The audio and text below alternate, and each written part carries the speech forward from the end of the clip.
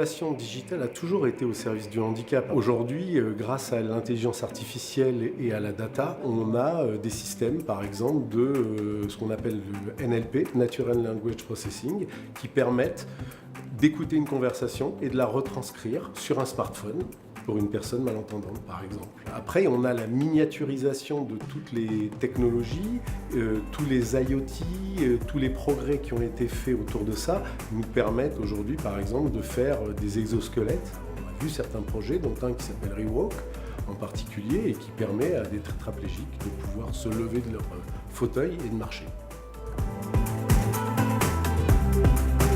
Le pôle innovation de Soprasteria a décidé l'an dernier d'ajouter aux Innovation Awards, donc qui sont nos trophées de l'innovation au niveau groupe, à portée mondiale, de rajouter un volet handicap. On a eu près de 600 projets qui ont candidaté, et sur ces 600 projets, il y en a 20% qui concernaient le handicap. Sur ces 20% de projets, on en a sélectionné plusieurs qui ont prototypé, et il y en a 2 qu'on a primés et qui font l'objet aujourd'hui d'un développement.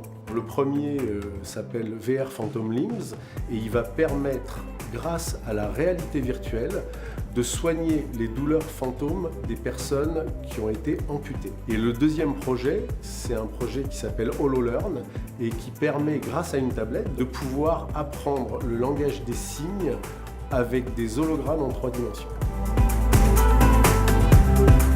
Je pense que la grande avancée pour demain, ça va être des systèmes qui vont permettre de capter les ondes du cerveau pour pouvoir piloter des systèmes au service des personnes en situation de handicap.